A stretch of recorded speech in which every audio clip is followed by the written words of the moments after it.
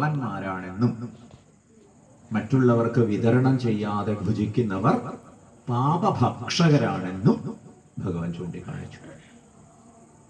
പിന്നെ ഭഗവാൻ പറഞ്ഞത് ന കേവലം പ്രജാപതി വചനാദേവ, പ്രജാപതി പറഞ്ഞുകൊണ്ട് മാത്രമല്ല കേട്ടോ, പിന്നെയോ ജഗച്ചക്ര പ്രവൃത്തി ഹേതുത്വാത്, ഈ ജഗത്തിന്റെ പ്രവൃത്തിയെ നോക്കിയാലും അതിൽ യജ്ഞ സംസ്കൃതി, യജ്ഞ പാരമ്പര്യം പ്രകാശിതമായി കാണാം.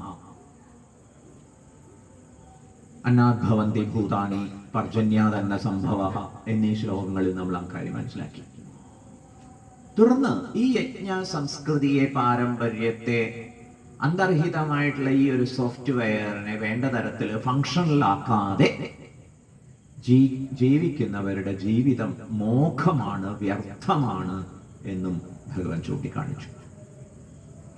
17-18 ശ്ലോകങ്ങളിൽ സാക്ഷാത്കാരം സാധിച്ച സിദ്ധന്റെ അനുഭൂതി അവസ്ഥയെ പ്രകാശിപ്പിച്ചു.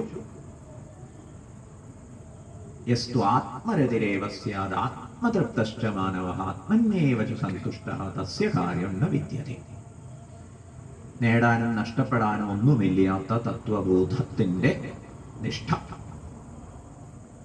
എന്താ അവിടെ ജ്ഞാനിയുടെ പ്രത്യേകത? ജ്ഞാനി ആത്മാവിനെ അറിഞ്ഞിരിക്കുന്നു. ആത്മാവ് എന്ന് പറഞ്ഞാൽ എന്താ അർത്ഥം? സകല പ്രപഞ്ച പ്രതിഭാസങ്ങൾക്കും കാരണമായ അക്ഷര തത്വം. ആ തത്വത്തെ അറിഞ്ഞിരിക്കുന്നു. ഇവിടുത്തെ അറിവിന്റെ പ്രകൃതത്തെ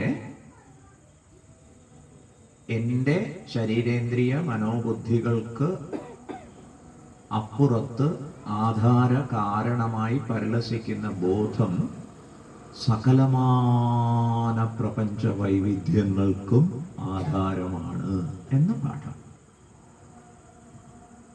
ഇത് വസ്തുതയാണ്. ബിഗ് ബാങ് തിയറിയിലൊക്കെ ഒരു ഏകസാരത്തെ സംബന്ധിക്കുന്ന സൂചനയുണ്ട്. ഇത് നമ്മുടെ ആചാര്യന്മാര് അനുഭൂതിയിലൂടെ സാക്ഷാത്കരിച്ചിരിക്കുന്നു.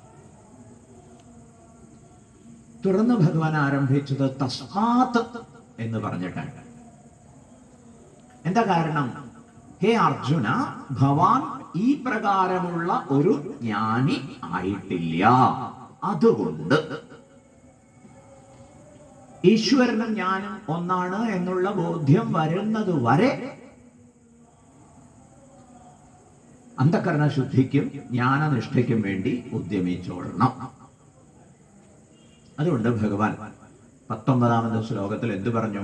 തസ്മാദ സതതം കാര്യം കർമ്മ സമാചര അസക്തോ ഹ്യാചരൻ കർമ്മ പരമാപ്നോതി പൂരുഷഃ. തുടർന്ന് ജനകനെ ദൃഷ്ടാന്തമായിട്ട് ചൂണ്ടിക്കാണിക്കുന്നു. കർമ്മണൈവ ഹി സംസിദ്ധിമാസ്ഥിതാ ജനകാദയ ലോകസംഗ്രഹമേവാപി സംപശ്യൻ കർത്തുമർഹസി. ലോകത്തിന്റെ മംഗളം ലക്ഷ്യമാക്കിയിട്ടും കർമ്മം ചെയ്യണം എന്നൊരാഹ്വാനം. തുടർന്ന് ഭഗവാൻ പറയുന്നു 21ാമത്തെ ശ്ലോകം. യദ്യദാചരതി ശ്രേഷ്ഠഃ തത്തദേവേതരോ ജനഃ സയത് കുരുതേ ലോകസ്തദനു വർത്തതേ. യദ്യദാചരതി ശ്രേഷ്ഠഃ തത്തദേവേതരോ ജനഃ സയത് പ്രമാണം കുരുതേ ലോകസ്തദനു വർത്തതേ. ശ്രേഷ്ഠ, ശ്രേഷ്ഠരായിട്ടുള്ളവർ. ശ്രേഷ്ഠൻ എന്നാണ് ഇവിടെ വാഗർത്ഥം. ശ്രേഷ്ഠന്മാരായിട്ടുള്ളവര് എന്ന് നമ്മൾ മനസ്സിലാക്കണം സന്ദേശം. ശ്രേഷ്ഠ യത് യത് ആചരതി, യാതൊന്ന് ആചരിക്കുന്നുവോ, തത് തത് ഏവ, അതിനെ തന്നെ, ഇതരഃ ജനാഃ, മറ്റുള്ളവരും ആചരിക്കും. എന്ന് പറഞ്ഞാൽ എന്താ അർത്ഥം? സമാജത്തിൽ പ്രശസ്തിയും പ്രസക്തിയും സ്വാധീനവും ഒക്കെ ഉള്ളവരെ മറ്റുള്ളവർ ശ്രദ്ധിക്കുന്നു. ആളുകൾ സ്വന്തം ആചാരാനുഷ്ഠാനങ്ങളെ ചിട്ടപ്പെടുത്തുന്ന വിഷയത്തിൽ യോഗ്യന്മാരെ മാതൃകയാക്കുന്നു എന്നുള്ളതാണ് പൊതുവെയുള്ള ഒരു സമ്പ്രദായം. മുമ്പേ ഗമിക്കുന്ന ഗോവു തന്റെ പിമ്പേ ഗമിക്കും ബഹു ഗോക്കളെല്ലാം എന്നതാണ് ഇവിടെ അവലംബിച്ചു വരുന്ന ഒരു രീതി. സഹ ശ്രേഷ്ഠ, ആ ശ്രേഷ്ഠൻ യത് പ്രമാണം കുരുതേ, യാതൊന്നിനെ പ്രമാണമാക്കി ചെയ്യുന്നുവോ അത് തന്നെയാണ് മറ്റുള്ളവരും പ്രമാണമാക്കുക. സയത് പ്രമാണം കുരുതേ ലോകഃ, ലോകം മറ്റുള്ളവർ, തത് അനുവർത്തതേ, അതിനെ അനുസരിക്കുന്നു. ഈ ശ്ലോകത്തിൽ ഭഗവാൻ നൽകുന്ന സന്ദേശം എന്താണ്? അർജുന, ജാഗ്രത വേണം. അർജുനനെ സംബന്ധിച്ചിടത്തോളം ഒരു പേരും പ്രശസ്തിയൊക്കെ ഉണ്ട്. ഒരുപാട് പേര് അർജുനെ ഒരു ഐക്കണായിട്ട് പരിഗണിച്ച് അനുസരിക്കുന്നുണ്ടാവും. അപ്പൊ ഭഗവാൻ വേണ്ട മാതൃകയെ അവലംബിച്ചിട്ടില്ലെങ്കിൽ മറ്റുള്ളവർക്ക് അത് തെറ്റായ സന്ദേശമാണ് നൽകുന്നത്. പ്രിൻസിപ്പളിന്റെ മുറിക്കൊക്കെ ഒരു ഹാഫ് ഡോർ സംവിധാനം ഉണ്ടാവുമല്ലോ, അതിലിങ്ങനെ തട്ടും. പ്രിൻസിപ്പൾ ചാടി എണീട്ട് യെസ് കമിങ്. അപ്പൊ കുട്ടി വന്നു.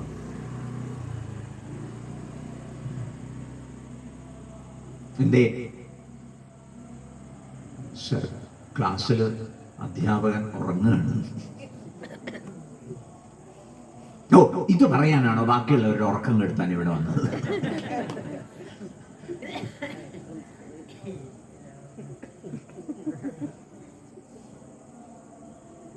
എന്തോ വളഞ്ഞാല്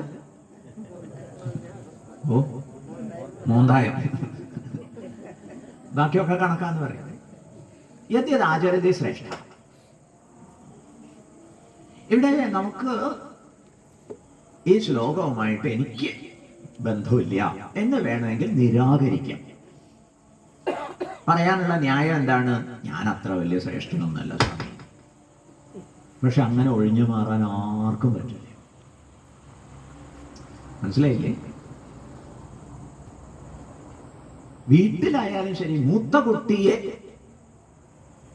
ശ്രദ്ധിച്ചു നടക്കണ്ടാവും ഇളയ കുട്ടിയോട്, ശരിയല്ലേ? അപ്പൊ ഈ ശ്രേഷ്ഠത്വം എന്ന് പറയുന്ന, അല്ലെങ്കിൽ മറ്റുള്ളവരുടെ ഒരു മാതൃക എന്ന നിലയിലുള്ള ഒരു പരിഗണന, അത് ഏതെങ്കിലുമൊക്കെ പ്രകാരത്തിൽ എല്ലാവർക്കും ഉണ്ട്. അപ്പൊ നമ്മൾ എന്ത് വേണം? മുകളിലൊരാളുണ്ട് എന്ന് ഓർമ്മ വേണം എന്ന് പറയുമല്ലോ, അത് പോരാ, പിറകിലും ആൾക്കാരുണ്ട് എന്ന് ഓർമ്മ വേണം. അവർക്ക് വഴിതെറ്റാൻ ഞാൻ കാരണം ഇടയാവരുത് എന്ന കരുതൽ പുലർത്തണം. ഇതാണ് ഭഗവാൻ നൽകുന്ന സന്ദേശം. ഈ സന്ദേശം മനസ്സിലായോ? എന്റെ ആചാരാനുഷ്ഠാനം ശ്രദ്ധിക്കണേ. എന്റെ ആചാരാനുഷ്ഠാനം, ആചാരാനുഷ്ഠാനം എന്ന് പറഞ്ഞാൽ ഞാൻ ജീവിതത്തിൽ അവലംബിക്കുന്ന എല്ലാ കാര്യങ്ങളും, എൻ്റെ സംസാരം, എൻ്റെ പ്രവൃത്തി, എൻ്റെ ചേഷ്ടകൾ, ഇത് ലോകം മുഴുവൻ അനുകരിക്കുകയാണെങ്കിൽ ഈ ലോകം സ്വർഗമാവും. ആ പ്രകാരത്തിൽ വേണം ഞാൻ മാതൃക കാണിക്കാൻ. എല്ലാവരും ഒന്നും അനുകരിച്ചോളന്നില്ല. പക്ഷെ സപ്പോസ് എന്റെ അനുകരണത്തെ ലോകം മുഴുവൻ അനുസരിക്കുന്നു, എന്റെ മാതൃകയെ ലോകം മുഴുവൻ അനുകരിക്കുന്നു എന്ന് വിചാരിക്കുക. അങ്ങനെയാണെങ്കിൽ ഈ ലോകം സ്വർഗമാകും പ്രകാരം വേണം ഞാൻ എൻ്റെ വാക്കുകളെയും പ്രവൃത്തികളെയും ഗോഷ്ഠികളെയും എല്ലാം ചിട്ടപ്പെടുത്താൻ. സന്ദേശം മനസ്സിലാവുന്നുണ്ടോ? യദ്യദാചരതി ശ്രേഷ്ഠഃ തത്തദേവേതരോചന സയത് പ്രമാണം കുരുതേ ലോകസ്തനുവർത്തതേ. ഇവിടെ ഒരു ബുദ്ധിമുട്ട് അനുഭവിക്കുക, പലപ്പോഴും നമുക്കൊരു തോന്നൽ വരും ഉള്ളിൻ്റെ ഉള്ളിൽ. എന്താ തോന്നല്? ഞാൻ മാത്രം നന്നായിട്ട് ബന്ധകാര്യം. വലിയൊരു അസ്കിതയാണ്. കുറച്ച് നന്നായിട്ടൊക്കെ ഇങ്ങനെ മുന്നോട്ട് പോകും. അപ്പോഴാണ് പലരും അത്ര നന്നായിട്ടില്ല എന്ന് കാണുക. അവർക്ക് അതുകൊണ്ട് വലിയൊരു കുഴപ്പമൊന്നും ഇല്ലല്ലോ എന്നൊരു തോന്നല്. ഒടുക്ക നമ്മുടെ വിഷമം എന്താ? ഞാൻ മാത്രം നന്നായിട്ട് എന്താ കാര്യം. ഇപ്പൊ അധ്യാപകന്മാരങ്ങനെ പറയാറില്ല അത്രേ. സ്വാമി അന്വേഷിക്കുമ്പോഴേ പണ്ടൊക്കെ ഇതൊരു പ്രയോഗദോഷം അധ്യാപകരുടെ പക്ഷത്ത് ഉണ്ടാവുമായിരുന്നു. എന്താ അത്? നീ നന്നായ നിനക്ക് നന്ദി, ഞങ്ങൾക്ക് ശമ്പളം കിട്ടാണ്ടായി പോകുന്നില്ല. ഇതൊരു നന്നാവട്ടെ എന്നൊക്കെ വിചാരിച്ചിട്ടാവും പറയുന്നതിന്റെ പിറകിൽ ഉദ്ദേശശുദ്ധിയുണ്ട്. പക്ഷെ പറയുന്നത് കൊണ്ട് കുട്ടിയിലുണ്ടാവുന്ന മാറ്റം ഗുണകരമായി കൊള്ളുന്നില്ല. ഇത് കേട്ടവരൊന്ന് ആലോചിച്ച് നോക്കൂ. അന്ന് അവര് അങ്ങനെ പറഞ്ഞത് കേട്ടപ്പോ നമ്മൾ എന്താ ആലോചിച്ചത്? നീ നന്നായ നിനക്ക് ആണല്ലേ, നീ നന്നായ നിനക്ക് നന്ന്. ശരി, അപ്പൊ ഞാൻ മോശമായാല് മറ്റുള്ളവർക്ക് കുഴപ്പമില്ലല്ലോ.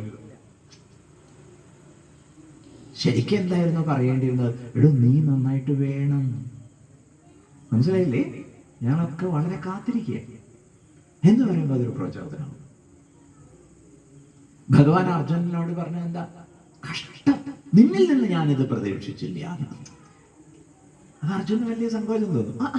എന്നെ കുറിച്ചൊരു എക്സ്പെക്ടേഷൻ ഒക്കെ ഉണ്ട് അല്ലേ? എന്നാ ശരി, അതൊരു തെറ്റായ സന്ദേശമാണ്. നീ നന്നായ നിനക്ക്. ഒടുക്കം എന്തായി? ഞാൻ നന്നായിട്ട് ഇപ്പൊ എന്താ കാര്യം? അതുകൊണ്ട് മോശമാവാൻ തീരുമാനിച്ചു. ഇവിടെ വിവേകാനന്ദ സ്വാമികളുടെ ഒരു പ്രയോഗം ഉദ്ധരിക്കാറുണ്ട്. ഇവിടെയും ഉദ്ധരിക്കാതിരിക്കുന്നില്ല. എന്താ പ്രയോഗം? നീ നന്നായാൽ ലോകത്തിലൊരു വിഡ്ഢിയുടെ എണ്ണം കുറഞ്ഞു കിട്ടും. അങ്ങനെ ഒരു കോൺട്രിബ്യൂഷൻ. അതുകൊണ്ട് നന്നാവാൻ തീരുമാനിക്കും. ഓക്കെ. യദ്യദാചരത്തെ ശ്രേഷ്ഠഃ തത്തദേവേതരോചന സയത് പ്രമാണം കുരുതേ ലോകസ്തദനുവർത്തതേ. ന മേ പാർത്ഥാസ്തി കർത്തവ്യം ത്രിഷു ലോകേഷു കിഞ്ചന നാനവാപ്തമവാപ്തവ്യം വർത്ത ഏവ ച കർമ്മണി. 22-ാമത്തെ ശ്ലോകത്തിൽ ഭഗവാൻ 20-ാം ശ്ലോകത്തിൽ ആരംഭിച്ച ഒരു ചിന്തയ്ക്ക് ഉപോത്പലകമായി പറയുന്നു. എന്താ 20-ാമത്തെ ശ്ലോകത്തിൽ ആരംഭിച്ച ചിന്ത? ജനകനെ നോക്കൂ. 22-ാമത്തെ ശ്ലോകത്തിൽ എന്താ പറയുന്നത്? എന്നെ നോക്കൂ. ഹേ പാർത്ഥ, ഹേ അർജുന, മേ കർത്തവ്യം നാസ്തി, എനിക്ക് കർത്തവ്യമില്ല. ത്രിഷു ലോകേഷു, 3 ലോകത്തിൽ. നമേ പാർത്ഥാസ്തി കർത്തവ്യം ത്രിഷു ലോകേഷു കിഞ്ചന, അല്പമാത്രം പോലും എനിക്ക് കർത്തവ്യമില്ല. ന അവാപ്തം നാനവാപ്തം അവാപ്തവ്യം, അനവാപ്തമായിട്ടുള്ളത്, നേടിയിട്ടില്ലാത്ത ഒന്ന് എനിക്ക് നേടേണ്ടതായിട്ടില്ല. അനവാപ്തം ന അവാപ്തം, നേടിയിട്ടില്ലാത്ത ഒന്നിനെ നേടേണ്ടതായിട്ട് എനിക്ക് ഇല്ല എന്ന് പറഞ്ഞാൽ എന്താ അർത്ഥം? എനിക്കൊന്നും നേടാനില്ല എന്ന് വിചാരിച്ചിട്ട് ഞാൻ അർജുന എനിക്കൊന്നും നേടാനുമില്ല, എനിക്കൊരു നഷ്ടം ഉണ്ടാവില്ല, അതുകൊണ്ട് ഞാനൊന്നും ചെയ്യുന്നില്ല എന്ന് തീരുമാനിച്ചിട്ടില്ല. വർത്തയേവ ച കർമ്മണി, കർമ്മമധ്യത്തിൽ ഞാൻ ആലസ്യമേശാത്ത ആദർശനിഷ്ഠയുമായി ഊർജസ്വലം വർത്തിക്കുന്നു. ആലസ്യമേശാത്ത ഉത്സാഹത്തോടെ ഞാൻ വർത്തിക്കുന്നു. കാണുന്നില്ലേ നീ? ദേവകീ നന്ദനനായ പാർത്ഥസാരഥി എന്ന നിലയിൽ നീ എന്നെ നോക്കൂ. ഞാൻ എപ്പോഴെങ്കിലും വെറുതെ ഇരിക്കണം നീ കണ്ടിട്ടുണ്ട? ദ്വാരകയിൽ എന്തെങ്കിലും ജോലി ഉണ്ടെങ്കിൽ ഞാൻ അവിടെ അത് ചെയ്യുന്നു.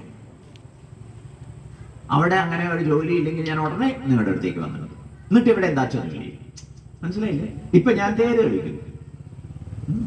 ആയുധം എടുക്കുന്നില്ല ഞാൻ തീരുമാനിച്ചിട്ടുണ്ട്. അതുകൊണ്ട് യുദ്ധത്തിൽ എനിക്ക് കാര്യമൊന്നുമില്ല. പക്ഷെ ഞാൻ ആയുധം എടുക്കാതെ എന്തെങ്കിലും ചെയ്യാൻ പറ്റുമോ എന്ന് അന്വേഷിച്ച് കണ്ടെത്തി ഇത് തേര് കളിക്കും. രാജസൂയത്തിൽ നീ കണ്ടിട്ടുണ്ടോന്ന് അറിയില്ല. നീ വലിയ ധനഞ്ജയനൊക്കെ ആയിട്ട് ഇങ്ങനെ ഞെളിഞ്ഞടക്കായിരുന്നതുകൊണ്ട് എന്നെ കണ്ടിട്ടുണ്ടോന്ന് അറിയില്ല. ഞാൻ അവിടെ ചിലരിയൊക്കെ എടുത്തിട്ടുണ്ട്. മനസ്സിലായില്ലേ? ആളുകളുടെ പാതകമൊക്കെ ശ്രദ്ധിച്ചത് ഞാൻ. രാജാക്കന്മാരിങ്ങനെ കയറി ചെല്ലുമ്പോഴേ വില കൂടിയ പാതകമൊക്കെ അവിടെ അഴിച്ചു വെക്കുമ്പോൾ അവർക്കൊരു ആശങ്കയുണ്ടാവും. അപ്പൊ ഞാൻ അവരോട് പറഞ്ഞു, ഒന്നും പേടിക്കണ്ട, ഞാൻ നോക്കിക്കോളാം. വർത്തയേവ ച കർമ്മണി. കേട്ടില്ലേ? ഒരിക്കലും ഞാൻ വെറുതെ ഇരുന്നില്ല. ഇത് കേവലം ദേവകി നന്ദൻ അല്ലെങ്കിൽ പാർത്ഥസാരഥി എന്നുള്ള നിലയ്ക്ക് മാത്രമല്ല കേട്ടോ, രുക്മിണിയുടെ കെട്ടിയവൻ എന്നുള്ള നിലയ്ക്ക് മാത്രമല്ല. പിന്നെയോ ഞാൻ പ്രപഞ്ചേശ്വരനാണ്. ആ കാര്യമൊക്കെ ഇനി വരും അധ്യായങ്ങളിൽ വിശദീകരിക്കും. അടുത്ത അധ്യായത്തിൽ തന്നെ തുടക്കമുണ്ട്.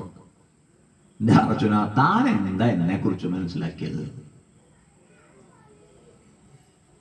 ബഹൂനാമേ, എത്രയോ ജന്മങ്ങൾ ഞാൻ എടുത്തു കഴിഞ്ഞിരിക്കുന്നു. താനും പക്ഷെ തനിക്കതൊന്നും അറിയില്ല. അതെ,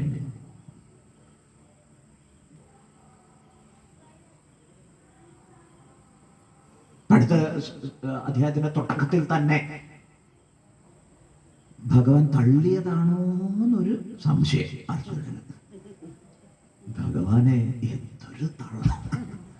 എന്ത് ഞാനിത് പണ്ട് ഹേ അർജുന സൂര്യന് ഉപദേശിച്ചു കൊടുത്ത് അങ്ങനെയൊക്കെയാണ് ഞാൻ ആരംഭിക്കുന്നത്. ഇമം വിവസ്വതേ യോഗം പ്രോക്തവാനഹം. തള്ളുകയാണെന്നൊരു സംശയം. ശങ്കരാചാര്യ പറയണത് എന്താണെന്നറിയാമോ? ഭഗവാൻ തള്ളിയെന്ന് അർജുനനൊരു ചിന്തയില്ല, പക്ഷേ നാട്ടുകാര് അങ്ങനെ വിചാരിക്കും. അവർക്ക് ഈ തള്ളു കേട്ട പരിചയമാണല്ലോ, അതുകൊണ്ട് അവരങ്ങനെ വിചാരിക്കാൻ സാധ്യതയുണ്ട്. അപ്പൊ അർജുനൻ ഭഗവാനെ അവര് തെറ്റിദ്ധരിക്കാതിരിക്കട്ടെ എന്ന് വിചാരിച്ചിട്ട് ചോദ്യം ചോദിച്ചതാണ്. എന്തായാലും സന്ദേശം തുടർന്ന് വ്യക്തമാക്കണം. അപ്പൊ ഭഗവാൻ ആരാണ്? സർവേശ്വരനാണ്. 7-ാം അധ്യായത്തിലും 9-ാം അധ്യായത്തിലേക്കൊക്കെ എത്തുമ്പോഴേക്കും ഭഗവാൻ അത് സുസ്പഷ്ടം വ്യക്തമാക്കുന്നുണ്ട്. ഈ പ്രപഞ്ചത്തിൽ എല്ലായിടത്തും അവ്യക്ത ഭാവത്തിൽ ഞാൻ വ്യാപിച്ചിരിക്കുന്നു. എന്നിലാണ് ഇതെല്ലാം സ്ഥിതി ചെയ്യുന്നത്, പക്ഷെ ഞാൻ അവയിലൊന്നിലുമില്ല, അവ എന്നിലുമില്ല എന്നിങ്ങനെയൊക്കെ ഭഗവാൻ വിസ്തരിക്കുന്നു.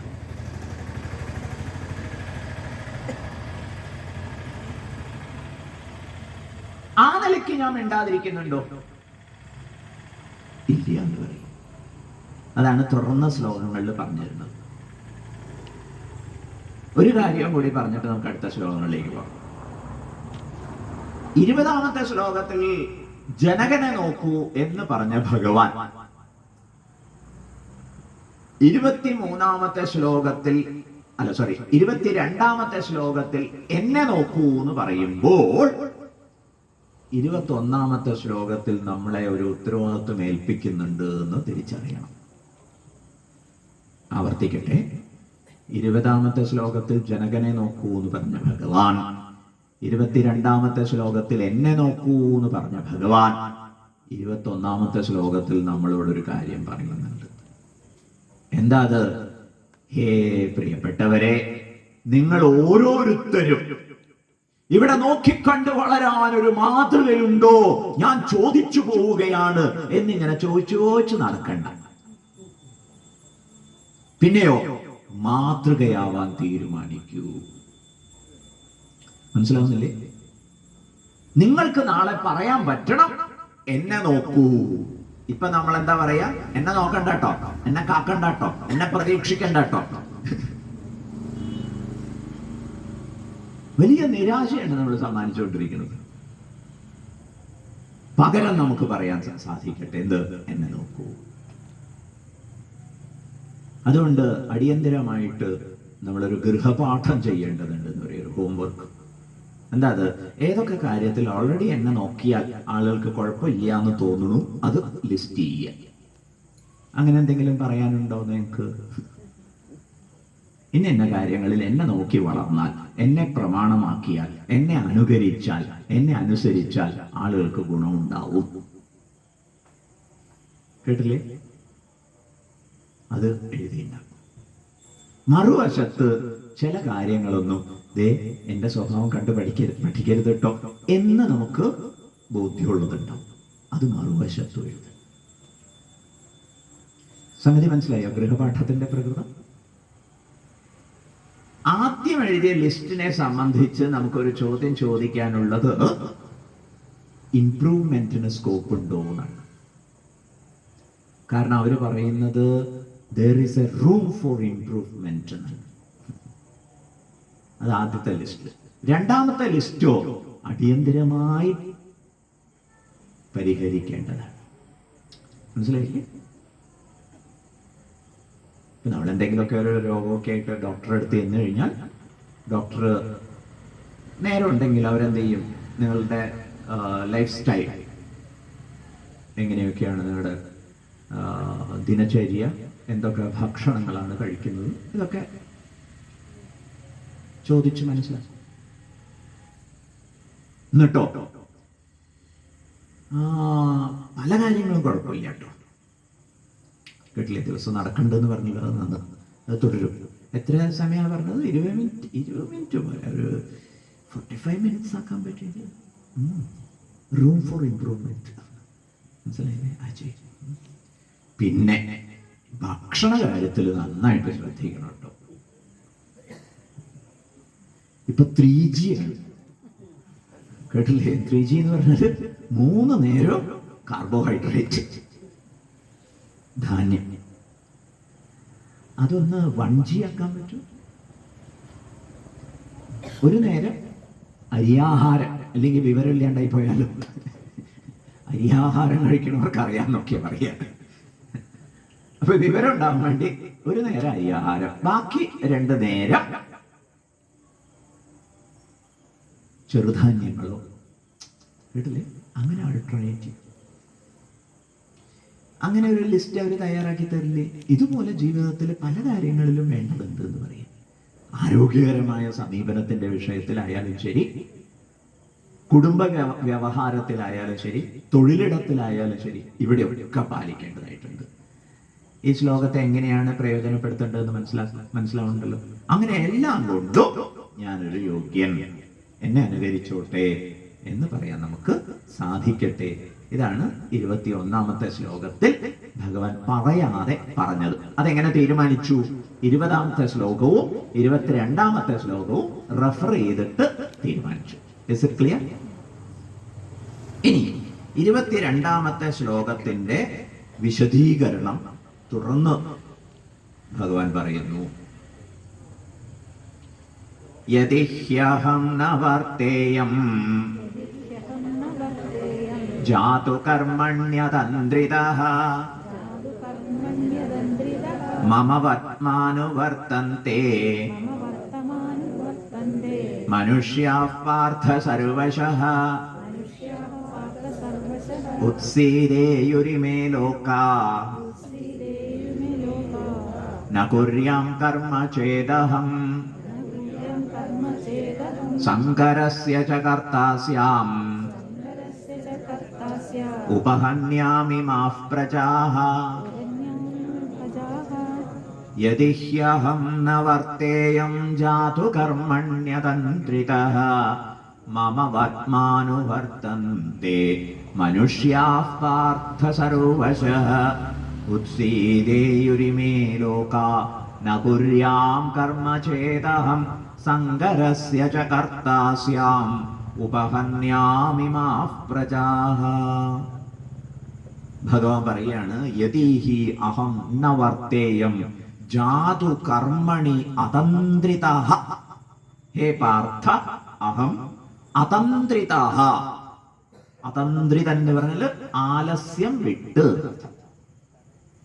അതന്ത്രിത, അതന്ത്രിത, ആലസ്യം വിട്ട്. യതീഹി അഹം ന ജാതു കർമ്മണി വർത്തേയ. കർമ്മരംഗത്ത് ആലസ്യം വിട്ട് ഞാൻ വർത്തിച്ചിട്ടില്ല എങ്കിൽ എന്ന് പറഞ്ഞാൽ എന്താ അർത്ഥം? അലസത കൊണ്ട് ഞാൻ ഒന്നും ചെയ്യാതിരുന്നാൽ. യതിഹ്യഹം ന വർത്തേയം ജാതു കർമ്മണ്യതന്ത്രിതഃ മമ വർമാനുവർത്തന്തേ. അത് വലിയ അപകടം ഉണ്ടാക്കുന്ന ഭഗവാൻ ചൂണ്ടിക്കാണിക്കുകയാണ്. മമ വർമ്മ, വർമ്മ എന്ന് പറഞ്ഞ വഴി. മമ വർമ്മ, എന്റെ വഴിയെയാണ് എല്ലാ പ്രകാരത്തിലും എല്ലാവരും അനുസരിക്കുന്നത്. മനുഷ്യാഃ പാർത്ഥ സർവശഃ, സകല മനുഷ്യരും എല്ലാ പ്രകാരത്തിലും എന്റെ വഴിയെ അനുസരിക്കുന്നവരാണ്. അപ്പൊ ഞാൻ അലസത പുലർത്തി ചെയ്യാതിരുന്നാൽ അത് വലിയ അപകടമുണ്ടാക്കും. എന്തുട്ട് അപകടം ഭഗവാനെ ഉണ്ടാക്കുക? അടുത്ത ശ്ലോകം. ഉത്സീദേയുരിമേ ലോകാ, ഉത്സീദേയുഹു ഇമേ ലോകാഃ. ഈ ലോകങ്ങളൊക്കെ നശിച്ചു പോകും. ന കുര്യാം കർമ്മ ചേദഹം, അഹം കർമ്മ ന കുര്യാം ചേത്. ഞാൻ കർമ്മം ചെയ്യുന്നില്ല എന്ന് വന്നാൽ ഈ ലോകങ്ങൾ നശിച്ചു പോകും. കേട്ടില്ലേ? എന്നെ അനുസരിക്കുന്നവരും കർമ്മം ചെയ്യാതിരിക്കും. അങ്ങനെ ആകെ അവതാളത്തിലാവുന്നവരെ. സംഘരസ്യ ച കർത്താസ്യം, ഓരോന്നും അതിന്റെ വിധിയെ അനുസരിക്കുന്നില്ല എന്ന് വന്നാൽ ചലന പ്രേരണ കൊണ്ട് മറ്റു പലതൊക്കെ ആയിട്ട് മാറാൻ സാധ്യതയുണ്ട്. അതാണ് സങ്കരത എന്ന് പറയുന്നത്. ഒന്ന് അതിന്റെ പ്രകൃതം വിട്ട് മറ്റു പ്രകൃതങ്ങളെ അനുസരിച്ചു പോകുന്നത്. ഈയിടെ ഒരു എലി പൂച്ചയുടെ പറയാൻ, പൂച്ച ജീവനം കൊണ്ട് ഓടുക.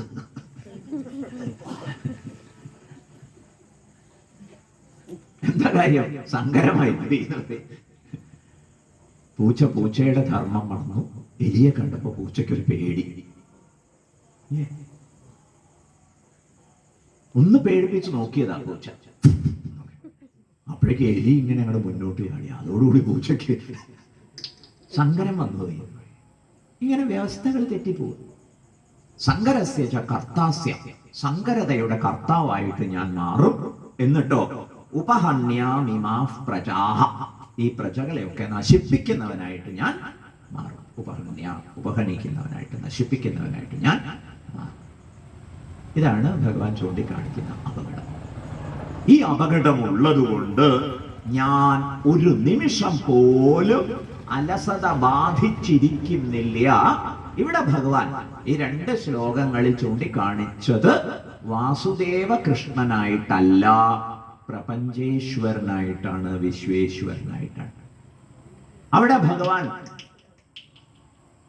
അലസതയില്ലാതെ ജോലി ചെയ്യുന്നു എന്ന് പറഞ്ഞാൽ ഓരോ ആറ്റത്തിലെയും ഇലക്ട്രോണുകളെ ചലിപ്പിക്കുന്നത് മുതൽ,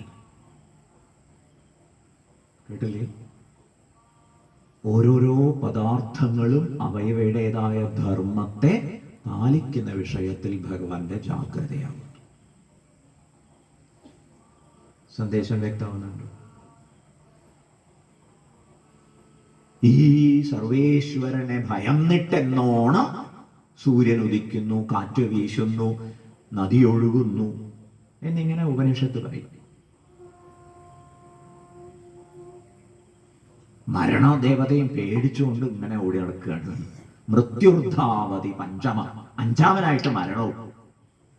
അത് ഓരോന്നും അതാതിന്റെ ധർമ്മത്തെ, ദൗത്യത്തെ, ഉത്തരവാദിത്വങ്ങളെ വീഴ്ചയില്ലാതെ ചെയ്യുന്നതിന് കാരണം എന്താണ്? ഈ സർവേശ്വരന്റെ ജാഗ്രതയാണ്. ക്ലിയർ? അത് കണ്ടിട്ട് നിങ്ങൾ എങ്ങനെ മിണ്ടാതിരിക്കണമെന്ന് ചോദിക്കുക.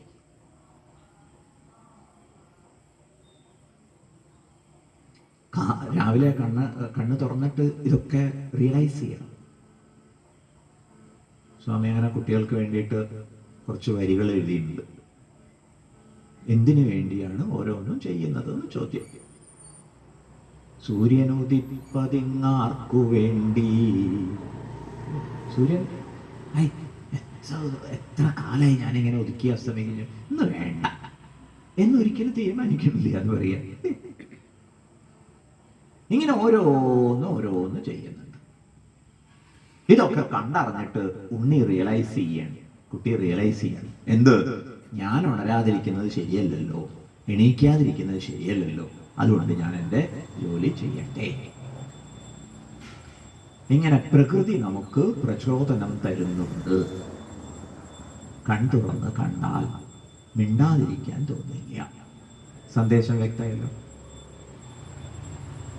അപ്പൊ ഭഗവാൻ വളരെ ഉത്തരവാദിത്വത്തോടെ എല്ലാം നിർവഹിച്ചുകൊണ്ടിരിക്കുന്നു. ഒക്കെ അതിൻ്റെ നിയമാനുസൃതം നടക്കുന്നത് കാണുമ്പോൾ അതിൻ്റെ പിറകിലുള്ള നിയാമകനെ പരിഗണിക്കാനും ആരാധിക്കാനും പ്രചോദനം ഉൾക്കൊള്ളാനും ഒക്കെ നമുക്ക് സാധിക്കട്ടെ.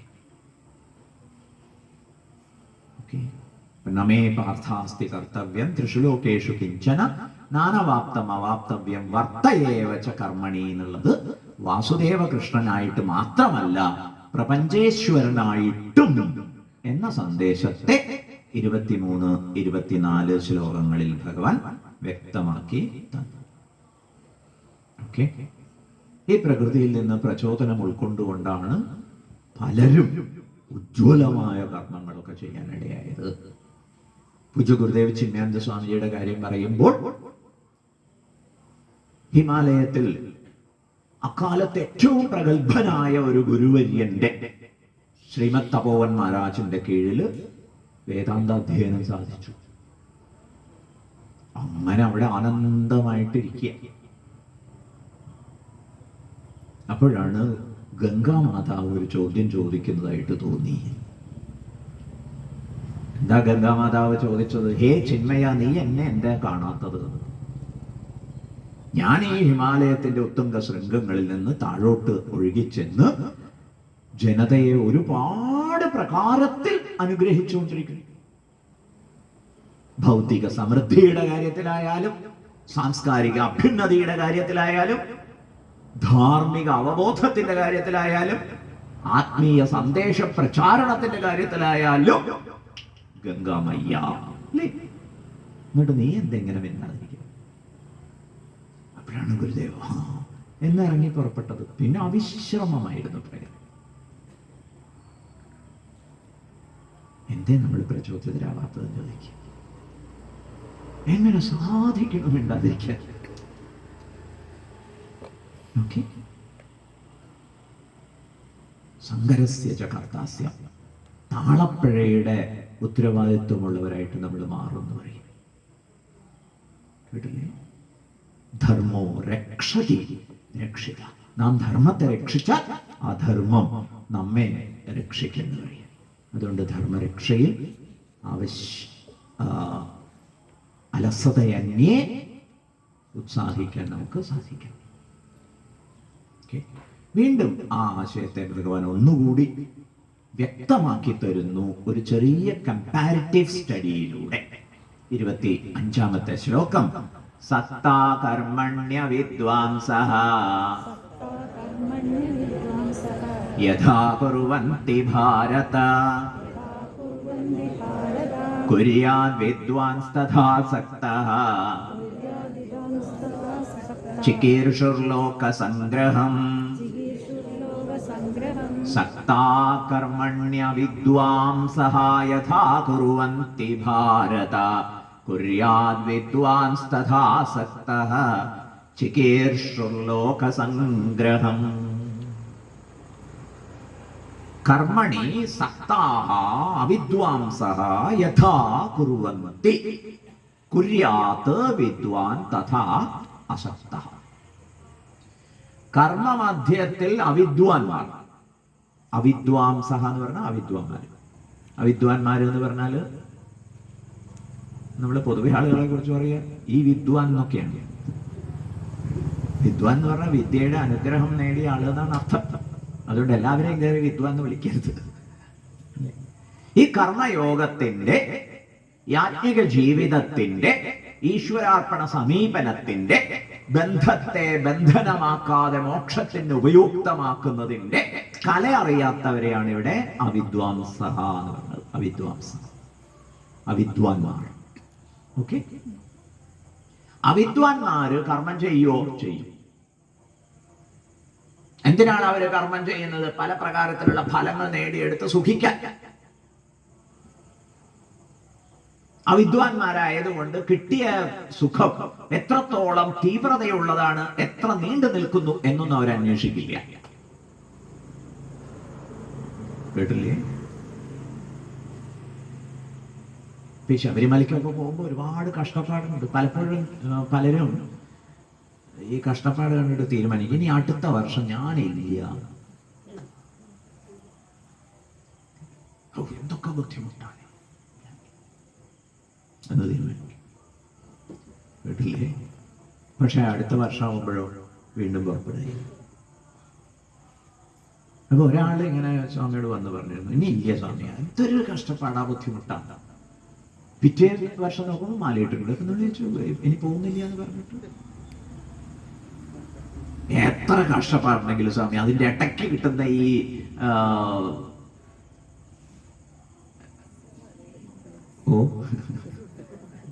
ഇടയ്ക്ക് കിട്ടുന്ന എന്തൊരു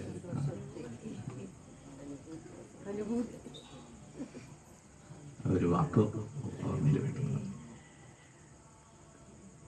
ഇങ്ങനെ നടന്നു പോകുമ്പോ ഇടയ്ക്ക് കയറി കഴിക്കുന്ന പക്കവടയില്ലേ, അതിന്റെ ഒരു സന്തോഷം. അതാലോചിക്കുമ്പോ കെട്ടും കെട്ടി ശബരിമലയ്ക്ക്. കേട്ടില്ലേ? അപ്പൊ ഒരു പക്കവട സന്തോഷം എന്നൊക്കെ പറയുന്നത് പോലെ അവിദ്വാൻമാരെ സംബന്ധിച്ചിടത്തോളം കഷ്ടപ്പാട് നിറയുണ്ടെങ്കിലും ശരി, കിട്ടുന്ന തുച്ഛമായ ചില സുഖാനുഭൂതി അവർക്ക് തുടരാൻ പ്രേരണ നൽകുന്നു. കേട്ടില്ലേ? അതുകൊണ്ട് അവര് പലതിലും ആസക്തരാണ്. അങ്ങനെ ആസക്തിയോടുകൂടി അവിദ്വാൻമാർ കർമ്മം ചെയ്യുന്ന ആ ഒരു കാര്യം, ഹേ വിദ്വാൻമാരെ നിങ്ങൾ ശ്രദ്ധിക്കണം എന്നാണ് ഭഗവാൻ ഈ ശ്ലോകത്തിൽ പറയുന്നത്. അവിദ്വാംസഹ യഥാ കർമ്മ കുറുവന്തി.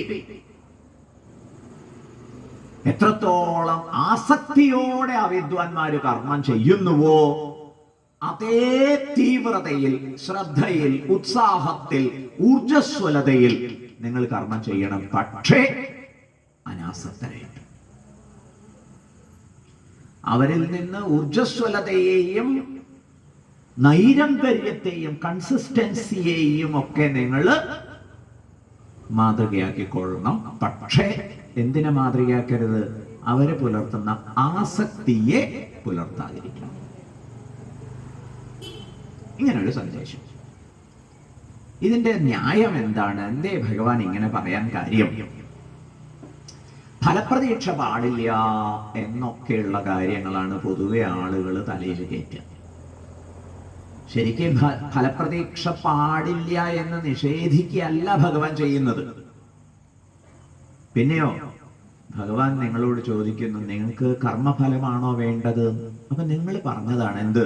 അയ്യോ ഞങ്ങൾക്ക് ഇതൊന്നുമല്ല വേണ്ടത്, ഇത് ബന്ധനം സൃഷ്ടിച്ചുകൊണ്ടേയിരിക്കുന്നു, വാസന വളർത്തിക്കൊണ്ടേയിരിക്കുന്നു, ഈ സംസാര സങ്കടങ്ങളിൽ നിന്ന്, ഭയങ്ങളിൽ നിന്ന് എന്നേക്കുമായിട്ടുള്ള മോചനം വേണം എന്ന് നിങ്ങൾ പറഞ്ഞിരിക്കുന്നു.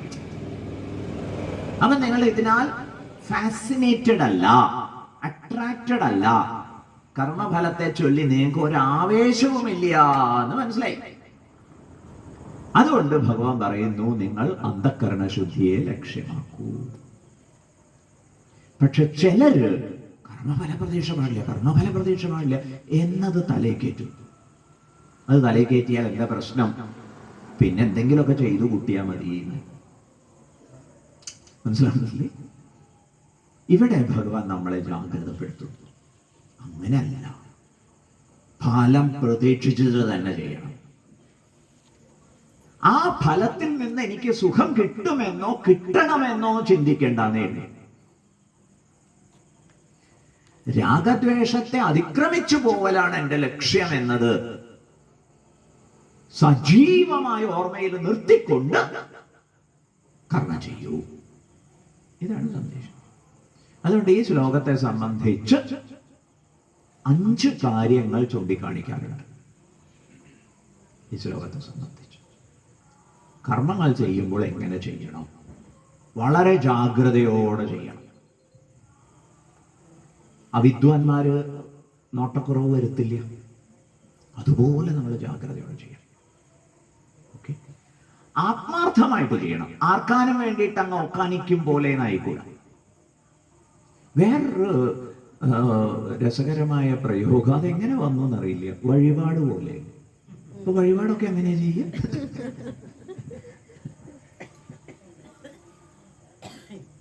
ഈശ്വര നൈവേദ്യമാണ് എന്ന ഓർമ്മയിൽ അത് വളരെ ശുദ്ധമായിരിക്കണം, വൃത്തിയായിരിക്കണം എന്നൊക്കെ കരുതില്ലേ? ആത്മാർത്ഥതയോടെ ചെയ്യണം. ഓക്കെ, കർമ്മം ചെയ്തു. 3ാമത് ക്രിയേറ്റിവിറ്റി കൊണ്ടുവരണം. ഇന്നലെ ചെയ്തതുപോലെ തന്നെ ഇങ്ങനെ ചെയ്യരുത്, അതിൽ പുതിയ ആവിഷ്കാരങ്ങൾ സാധിക്കണം. പിന്നെയോ, എത്ര ഊർജം കുറച്ചുപയോഗിക്കാമോ അങ്ങനെ ചെറിയ ഊർജ വിനിയോഗം കൊണ്ട് വലുത് സാധിക്കണം. എഫിഷ്യൻസി എന്ന് പറയും, കുശലത. And of course സഫലത.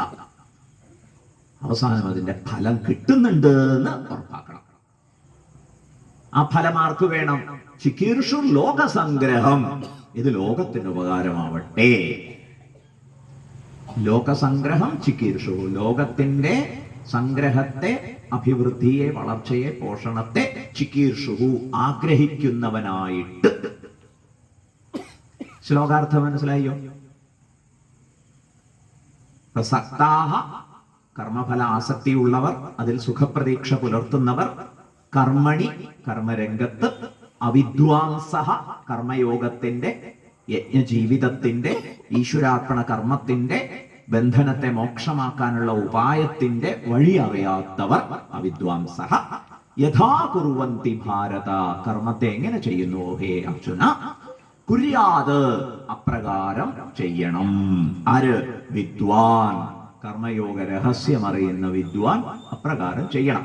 പക്ഷേ അവിദ്വാൻ ആസക്തിയോടെ ചെയ്യുന്നിടത്ത് വിദ്വാൻ അനാസക്തനായിട്ട് ചെയ്യണം. ഓക്കെ, ലക്ഷ്യം എന്താ? തനിക്ക് സുഖത്തിന് വേണ്ടിയിട്ടല്ല, അതിന് സുഖം കിട്ടില്ല എന്നറിയാം. ലോകസംഗ്രഹം ചികീർഷു, ലോകത്തിന്റെ നന്മയും വളർച്ചയും പോഷണവും ലക്ഷ്യമാക്കി. വ്യക്തമാണല്ലോ? അതുകൊണ്ട് ഈ ശ്ലോകത്തിന്റെ അഭ്യാസമായിട്ട് നമ്മൾ 5 കാര്യങ്ങൾ ഏതൊക്കെയാ? ജാഗ്രത,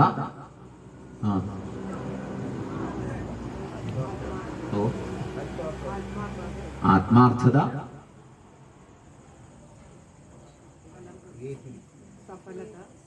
ക്രിയേറ്റിവിറ്റീസ്, സർഗാത്മകത, പിന്നെ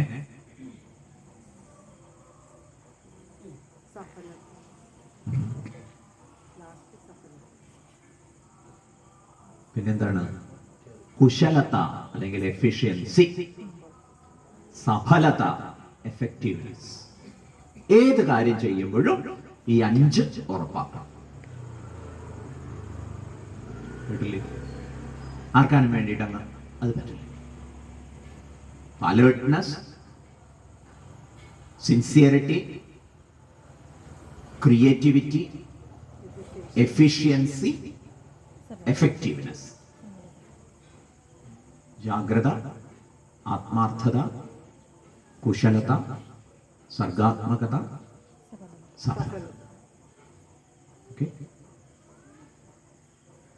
എന്ത് കാര്യം, അടുക്കളയിൽ ജോലി ചെയ്യുന്നതായാലും ശരി, മുറ്റടിച്ചു വരുന്നിടത്തായാലും ശരി, ഓഫീസിൽ ജോലി ചെയ്യുന്നിടത്തായാലും ശരി, പാടത്ത് പണിയെടുക്കുമ്പോഴായാലും ശരി, മുടിവെട്ടുന്നിടത്തായാലും ശരി, ഈ 5 ക്രോസ് ചെക്ക് ചെയ്ത് നോക്കണം. പ്രായോഗികമായിട്ട് മനസ്സിലാവുന്നുണ്ടോ? അങ്ങനെ ചെയ്തു കഴിഞ്ഞാൽ തന്നെ ഫലമൊന്നും നമ്മൾ കാത്തിരിക്കുന്നേ ഇല്ല. കേട്ടില്ലേ? എന്നിട്ട് അത് ലോക സൗഖ്യത്തിന് ഇരിക്കട്ടെ എന്ന് പറഞ്ഞ് നമ്മൾ അങ്ങോട്ട് നടന്നു പോകും. കാലമൊക്കെ വരേണ്ടടുത്തൊക്കെ വരും. ശരീരാദികൾക്ക് ആവശ്യമുള്ളതൊക്കെ കിട്ടിക്കോളും. നമ്മളിത് ചെയ്ത് അങ്ങോട്ട് മുന്നോട്ട് പോകും. അപ്പൊ ചെയ്യുന്നത് തന്നെ വലിയൊരു സന്തോഷം. കേട്ടില്ലേ? ഫലം കിട്ടിയിട്ട് എന്നുള്ള മട്ടു മാറും. ആ മാറുന്നതാണ് ശുദ്ധിയുടെ ലക്ഷ്യം. അപ്പൊ ചെയ്യാനുള്ളത് ഉത്തരവാദിത്വങ്ങളൊക്കെ ചെയ്തു കഴിഞ്ഞ് വന്നിരിക്കുമ്പോൾ ക്ലാസ് കേൾക്കാൻ നമ്മൾ പൂർണ്ണമായിട്ടും യോഗ്യരാകുന്നു, അവൈലബിൾ ആവുന്നു. ഇപ്പോഴത്തെ സ്ഥിതി എന്താ? എവിടെയോ ആയിരുന്നു. ഒക്കെ കർമ്മഫല സംബന്ധിയായിട്ടുള്ള ലോകങ്ങളിൽ അലയാണ്. മറ്റേതോ വൃത്തിയായിട്ട് ഡിസ്ചാർജ് ചെയ്യുക ഡ്യൂട്ടി എന്ന് പറയില്ലേ, അത് ചെയ്തു കഴിഞ്ഞാലോ ഇവിടെ വന്നിരിക്കുമ്പോൾ നിങ്ങൾ കേൾക്കാൻ ചാർജ്ഡ് ആണ്, അവൈലബിൾ ആണ്. സന്ദേശം മനസ്സിലാവണല്ലേ? എന്തുകൊണ്ട് ജാഗ്രത വേണം? നോട്ടക്കുറവ് വന്നു കഴിഞ്ഞാൽ ചെയ്യുന്നതൊക്കെ വേസ്റ്റ് ആയി പോകും. അതുകൊണ്ട് ജാഗ്രത വേണം. റോഡ് മുറിച്ച് കിടക്കുന്നിടത്തും ജാഗ്രത വേണം. ചിലർ വൺ വേയിൽ ഓപ്പോസിറ്റ് സൈഡ് നോക്കിയിട്ടാണ് കിടക്കുക. ഈ വാഹനം ഓടിക്കുന്നവർക്കറിയാം, എന്ത് പാലാണാവോ കുടിക്കുന്നത്. ചിലരുടെയൊക്കെ നടത്തം കണ്ടു കഴിഞ്ഞാൽ പോത്തിന്റെ പാലാ കുടിക്കുന്നത്. ചിലർ കവറ് പാല് കുടിക്കുന്നു, മിൽമ പാലാണ്. ആട്ടിൻ പാല് കുടിക്കുന്നവർ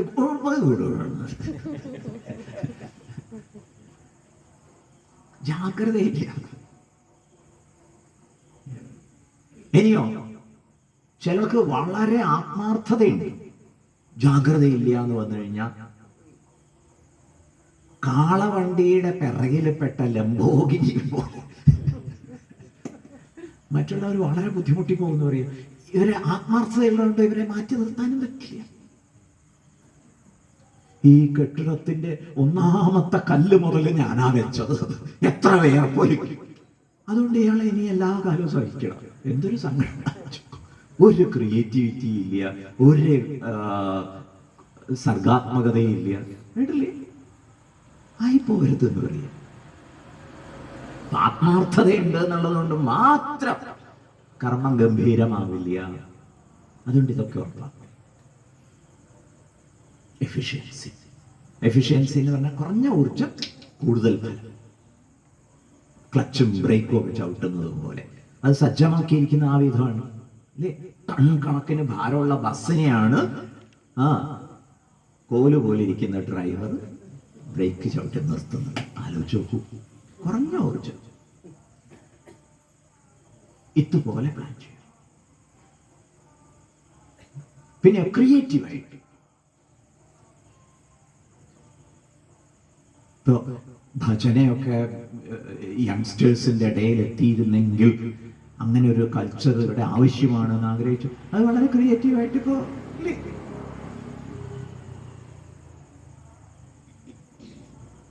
യൂട്യൂബിലൊക്കെ കുറെ ജനസഹസ്രങ്ങളെ ആകർഷിച്ചുകൊണ്ട് എന്താ കാര്യം? അതിൽ ക്രിയേറ്റിവിറ്റി കൊണ്ടുവന്നു.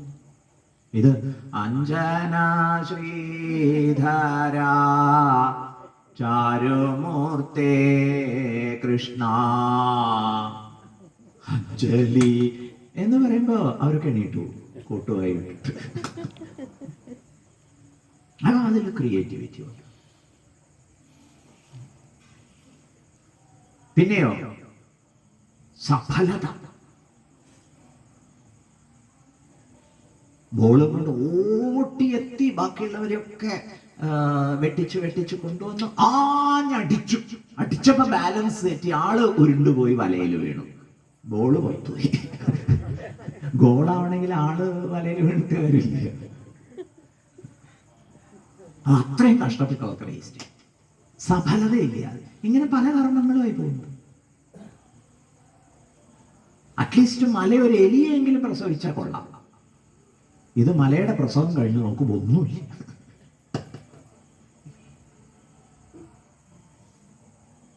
മേലില് ശ്രദ്ധിക്കൂ.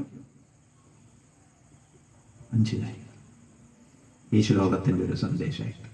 സക്താകർമ്മണ്യ വിദ്വാംസഃ യഥാ കുർവന്തി ഭാരത കുര്യാത് വിദ്വാൻ തഥാ സക്തഃ ചികീർഷുർ ലോകസംഗ്രഹം. അപ്പൊ ലോകസംഗ്രഹമാണ് ലക്ഷ്യം, അല്ലാതെ എനിക്കിവിടെ ഒന്നും ആവശ്യമില്ല.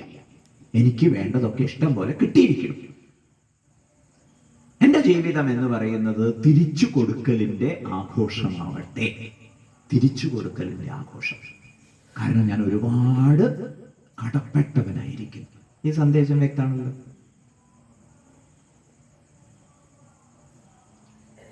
സ്വാമിജി, ഓ, ഞാനിങ്ങനെയൊക്കെയാണ് വീട്ടിലായാലും.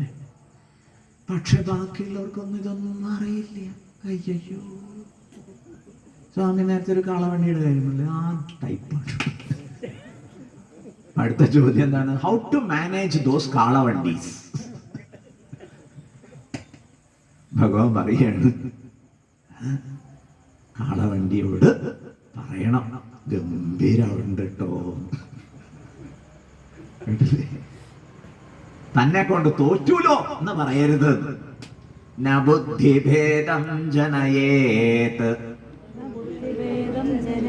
അജ്ഞാനാം കർമ്മസംഗിനാം ജോഷയേത് സർവകർമാണി വിദ്വാൻ യുക്തഃ സമാചരൻ. ഗംഭീരമായിട്ടുള്ള ഒരു ഇൻസ്ട്രക്ഷനാണ്, നിർദ്ദേശമാണ്, ആദേശമാണ്.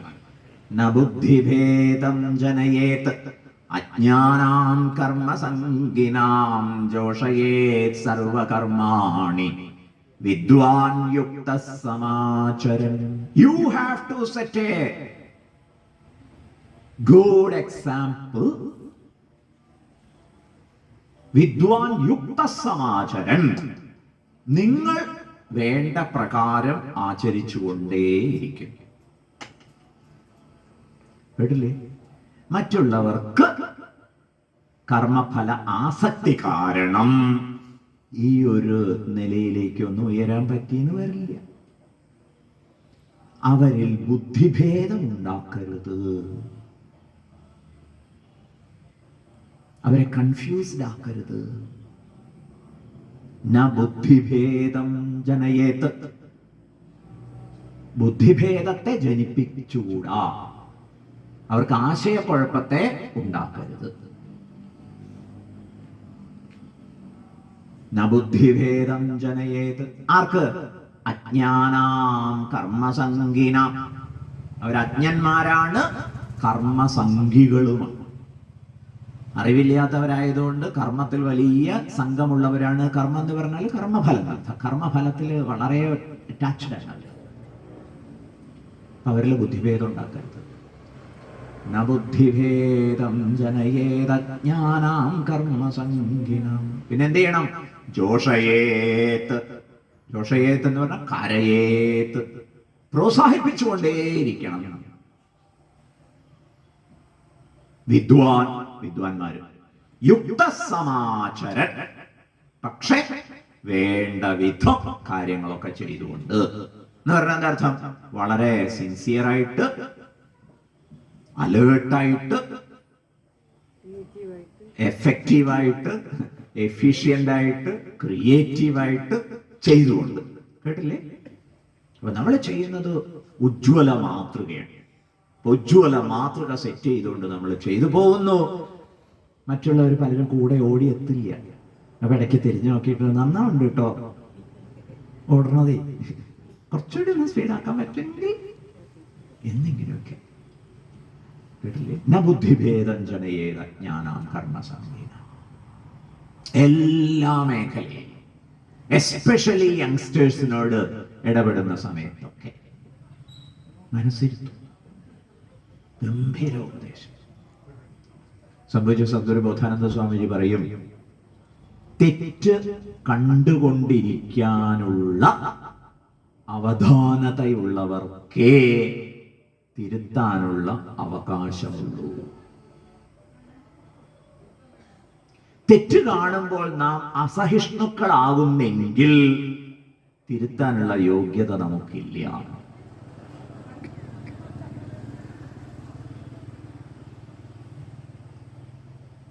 ഒരാൾ തെറ്റ് ചെയ്യുന്നു എന്ന് പറഞ്ഞപ്പോ എന്താ, അതോടുകൂടി ആകാശം ഇടിഞ്ഞു പൊളിഞ്ഞു വീഴുന്നു എന്നൊക്കെ ചിന്തിച്ചു തുടങ്ങിക്കഴിഞ്ഞാൽ നമുക്ക് യോഗ്യത വന്നിട്ടില്ല, പക്വത വന്നിട്ടില്ല. പലതിലും നമുക്ക് മൂല്യം ഇപ്പോഴും ഉണ്ട് എന്നാണ് അർത്ഥം. അനാവശ്യമായിട്ട് പലതിലും നമ്മൾ മൂല്യം കൽപ്പിച്ചിരിക്കുന്നു എന്നാണ് അർത്ഥം.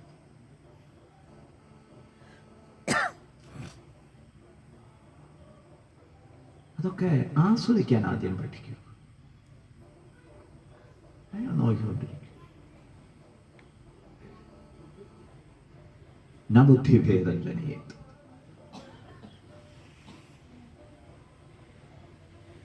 രണ്ട് മൂന്ന് കഥകളാണ് ആശയത്തെ വ്യക്തമാക്കാൻ വേണ്ടി പറയാറുള്ളത്. ഒരു കഥ സൂചിമുഖി പക്ഷിയുടെ കഥയാണ്. സൂചിമുഖി പക്ഷി അതൊരു പ്രത്യേക ടൈപ്പ് പക്ഷി വർഗമാണല്ലോ. ഈ പക്ഷി ഒരു ദിവസം നല്ല തണുപ്പ് കാലത്ത് താഴ്ന്ന ഒരു മരക്കൊമ്പിൽ ഇരുന്ന് ആസ്വദിച്ചു കൊണ്ടിരിക്കുകയാണ്. ആ സമയത്താണ് ഒരു കാഴ്ച കണ്ടത്. എന്താ കാഴ്ച കണ്ടത്? കുറെ കുരങ്ങന്മാര് ഉണങ്ങിയ ചപ്പിലകളൊക്കെ കൂട്ടിയിട്ട് ഊതിക്കൊണ്ടിരിക്കുന്നു. ഈ സൂചിമുഖി പക്ഷി ഇങ്ങനെ എഴുതി നോക്കി. തണുപ്പ് കൊണ്ട് വിറച്ചിട്ട് കുരങ്ങന്മാര് ഊതിക്കൊണ്ടിരിക്കുക. സൂചിമുഖി പക്ഷി റിയലൈസ് ചെയ്തു. എന്താ റിയലൈസേഷൻ? തീക്കനലാച്ചിട്ടായി ഒരു ഊതുന്നത്, പക്ഷെ തീക്കനലല്ല, പിന്നെയോ അതൊരു കൊച്ചു മിന്നാമിനിങ്. കേട്ടില്ലേ? ആ ജീവിയെ വെച്ചിട്ട് ഇവർ ഊതിക്കൊണ്ടിരിക്കുക. സൂചിമുഖി പക്ഷി വിളിച്ചു പറഞ്ഞു, കുരങ്ങന്മാരെ, നിങ്ങൾ എന്ത് കുരങ്ങന്മാരാ? അത് തീക്കനലല്ല. ഇത് കേട്ടതും കുരങ്ങന്മാര് ചാടി, വളരെ താഴ്ന്ന ഒരു കൊമ്പിലായിരുന്നു സൂചിമുഖി പക്ഷി, അതിനെ പിടിച്ചു കൊന്നു കളഞ്ഞു. നീ ആരാ ഞങ്ങളെ ഉപദേശിക്കാൻ? ബുദ്ധിഭേദം ഉണ്ടാക്കാൻ പോയതിന്റെ റിസൾട്ട് കിട്ടിയല്ലേ? ബുദ്ധിഭേദം ജനയേത്. ഇത് എങ്ങനെ ഡീൽ ചെയ്യാം എന്നാണ് ചോദ്യം. ജോഷയേത്. നല്ല തണുപ്പുണ്ടല്ലേ, എനിക്ക് സഹിക്കാൻ പറ്റണില്ല കേട്ടോ, വേഗം ഒന്ന് തീ ഊതി കിട്ടിയിരുന്നെങ്കിലേ ഞാനും വരാം, ഊതാൻ സഹായിക്കാം എന്ന് കൂട്ടത്തിൽ ഊതു കുറച്ച്. എന്നിട്ട് ചോദിക്കണത് എന്താ കത്താത്തത്? മനസ്സിലായില്ലേ? അപ്പൊ അവർക്ക് കത്തും. ഇതെന്താ കത്താത്തതെന്ന് ഇങ്ങനെ തോണ്ടി നോക്കി. ഇത് തീക്കല്ലല്ലോ. ഇതെന്താ അത് പിന്നെ? കേട്ടില്ലേ? അങ്ങനെ അവർ റിയലൈസ് ചെയ്യട്ടെ എന്ന് പറയും. മറിച്ച് കോരങ്ങന്മാരെ പലർക്കും പറ്റുന്ന അപകടമാണിത്. Creative intervention. ഇത് നമ്മൾ പഠിക്കേണ്ട ഒരു വലിയ പാഠമാണ്. ഇപ്പോൾ നാം നടത്തിക്കൊണ്ടിരിക്കുന്നത് ഇമ്പൾസീവ് ഇന്റർഫിയറൻസ്. കേട്ടില്ലേ? ഇടങ്കോലിടലിന്റെ ആവേശമാണ്. ഒരാളിങ്ങനെ ഓടിപ്പോകുന്ന സമയത്ത് ഒരു വടി ഇങ്ങനെ എറിഞ്ഞു കഴിഞ്ഞാൽ ഇടങ്കോലിടുക, ആള് തലകുത്തി വീഴും. ശരിയല്ലേ? കാലിന്റെ ഇടയിൽ ഈ കോല് പോയി ചെന്നിട്ട്. ഇതാണ് ഇപ്പൊ നമ്മൾ ചെയ്തുകൊണ്ടിരിക്കുന്നത്. എല്ലായിടത്തും പോയിട്ട് ഇടപെടുക എന്നാണ് പ്രയോഗം. പക്ഷെ ഇടങ്കോലിട്ട് അതും നശിപ്പിച്ചു, ഇതും നശിപ്പിച്ചു. ഇനിയിപ്പോ എന്താ നശിപ്പിക്കേണ്ടതെന്ന് മറ്റുള്ള ദൈവേത് ഇടങ്കോലിടലുകൾ അവസാനിപ്പിക്കൂ.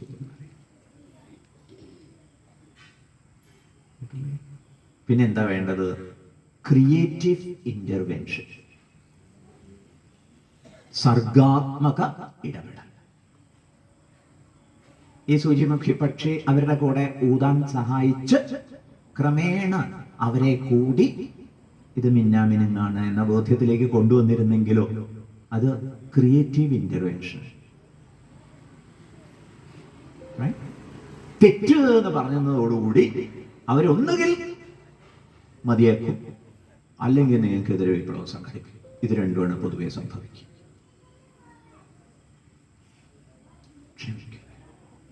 വിദ്വാൻ യുക്ത സമാജം.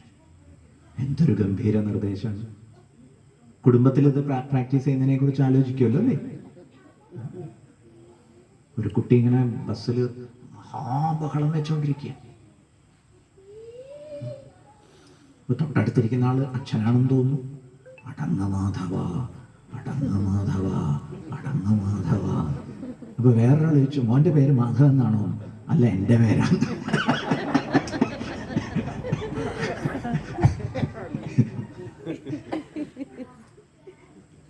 ഇതാണ് സന്ദേശം. അടങ്ങ മാധവ. കേട്ടില്ലേ? ചാടിക്കേറി ഇടപെട്ട് കൊളാക്കാതിരിക്കും. ഇമ്പൾസീവ് ഇന്റർഫിയറൻസ് അല്ല വേണ്ടത്, പിന്നെയോ ക്രിയേറ്റീവ് ഇന്റർവെൻഷൻ. സമയമെടുത്ത് ആലോചിച്ച് എങ്ങനെ ചെയ്താൽ എഫക്റ്റീവ് ആവുക. എഫക്റ്റീവ് ആവുക എന്നുള്ളതാണ് പ്രധാനം, അല്ലാതെ കൊളാക്കലല്ല. അതൊക്കെ വെറും വനരോധനങ്ങളായിട്ട് ബഹളമായിട്ട് മാറുന്നുണ്ട്. കൗരവപക്ഷം ശംഖുലികളും മറ്റ് വാദ്യോപകരണങ്ങളൊക്കെ മുഴക്കിയതുപോലെ. കേട്ടില്ലേ? അത് വിഫലമായി പോയി എന്നാണ് സഞ്ജയം പ്രഖ്യാപിച്ചിരിക്കുന്നത്. സശബ്ദസ്തുമുലോ ഭവത്. അത് വലിയ ശബ്ദഘോഷമായി, അത്ര തന്നെ ഉണ്ടായിട്ടുള്ളൂ, ഒരു ഉപകാരം ഉണ്ടായിട്ടില്ല.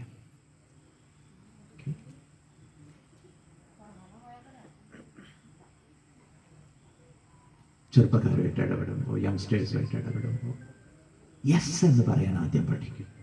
സിൻസിയറായിട്ട് തന്നെ പറയും. എന്നിട്ട് അവരോടൊപ്പം ചിന്തിച്ച് ചർച്ച ചെയ്ത് നമ്മുടെ ആശയങ്ങളിലേക്ക് വരാം. മനസ്സിലാവില്ലേ? ഗംഭീര സന്ദേശം. തൊഴിലിടങ്ങളിലായാലും ചെയ്യും, കീഴ് ജീവനക്കാര് വഴിവിട്ട് ചെയ്യുക, അല്ലെങ്കിൽ ഈവൻ ബോസ് ആയാലും ചെയ്യും. എല്ലാവർക്കും അവരവരുടേതായ ചെയ്തികൾക്ക് പിറകിൽ അവരവരുടേതായിട്ടുള്ള ജസ്റ്റിഫിക്കേഷൻസ്. അത് മനസ്സിലാക്കാൻ സാവകാശം ഉണ്ടാവണം. അത് മനസ്സിലാക്കി നടത്തുന്ന ഇടപെടൽ വിഫലമാവില്ലേ? എനിക്ക് മനസ്സിലാവുന്നുണ്ട് എന്ന് നമുക്ക് കമ്മ്യൂണിക്കേറ്റ് ചെയ്യാൻ കഴിഞ്ഞാൽ definitely you can do wonders. ന ബുദ്ധിഭേദം ജനയേത് അജ്ഞാനം കർമ്മസംഗിനം ജോഷയേത് സർവകർമാണി വിദ്വാൻ യുക്ത സമാചരൻ.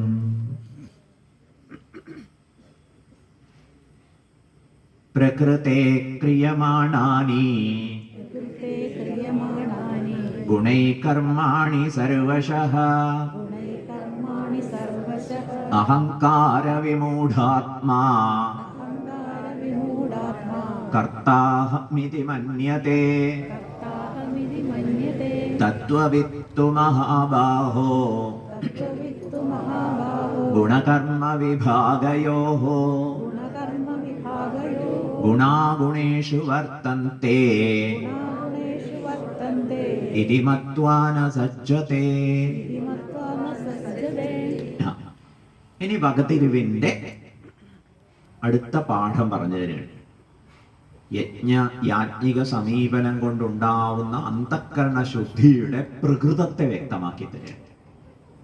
കർമ്മഫലങ്ങളെ സംബന്ധിച്ചിടത്തോളം ലോകസംഗ്രഹത്തിന് വിട്ടുകൊടുക്കാൻ നമുക്കിപ്പോ സാധിക്കും. കാരണം എന്താണ്? സാമാന്യമായ അറിവ്,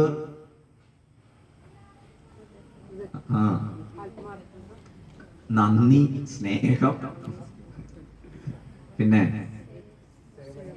സേവന സന്നദ്ധത, സഹകരണാത്മകത, വിഭവ സമാഹരണം, സമർപ്പണം, പ്രസാദ സ്വീകരണം, പ്രസാദ വിതരണം, ഉച്ഛിഷ്ടഭോഗം. ഇതുകൊണ്ട് എന്ത് സാധിച്ചു?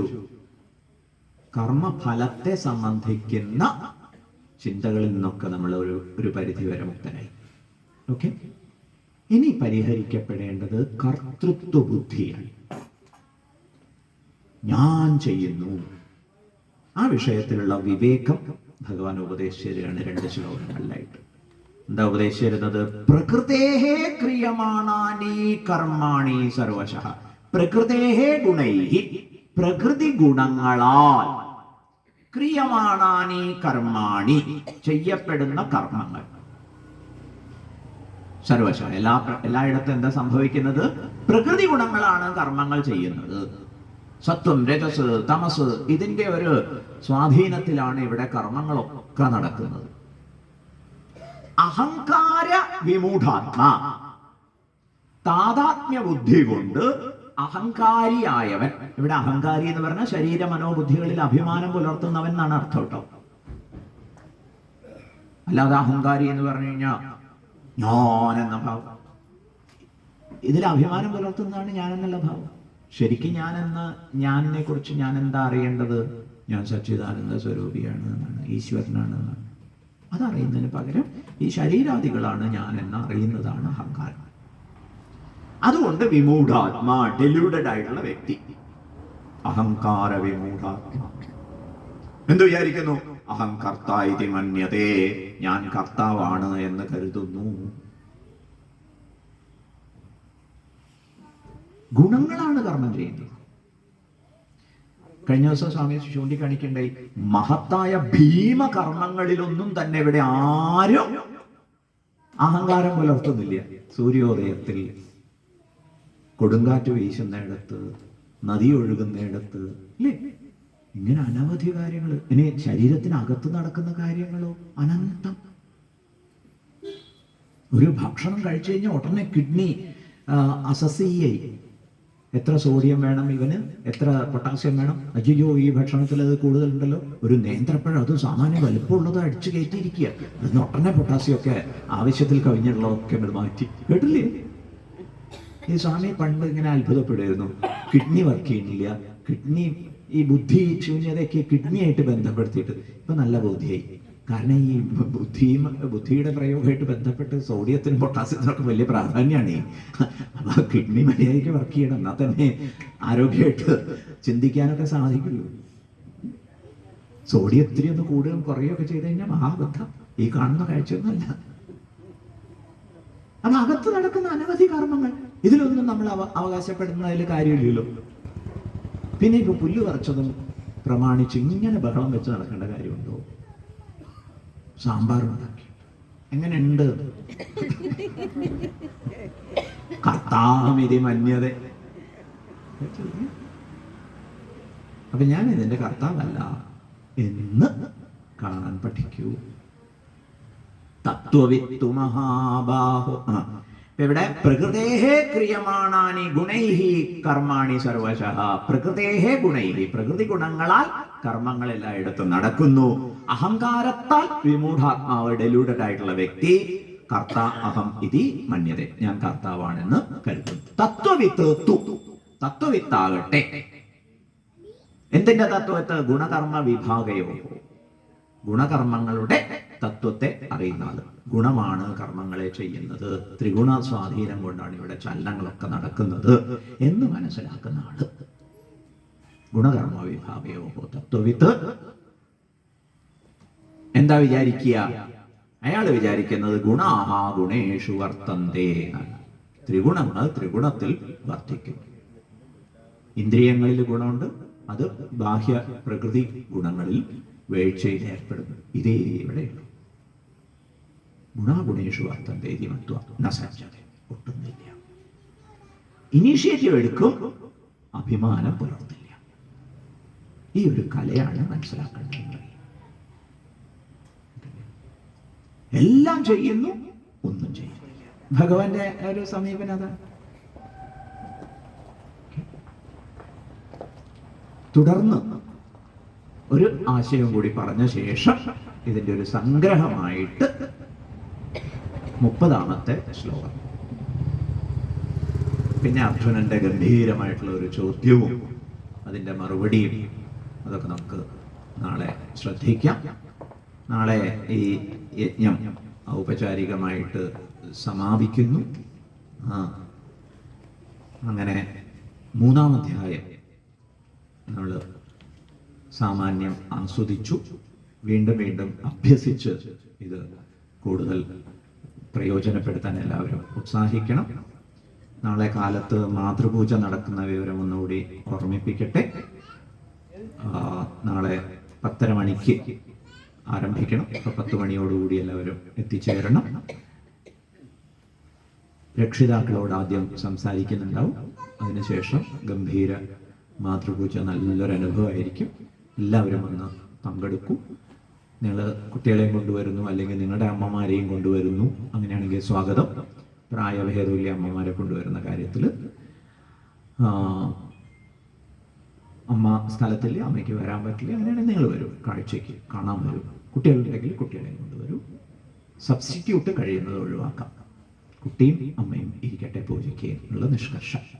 നിവൃത്തികളുണ്ടെങ്കിൽ നമുക്ക് മറിച്ചാലോചിക്കാം. എന്തായാലും കൃത്യസമയത്ത് തന്നെ എല്ലാവരും വന്ന് ഈ പരിപാടി ഉജ്ജ്വലമാക്കണം എന്ന് അഭ്യർത്ഥിച്ചു കൊള്ളട്ടെ.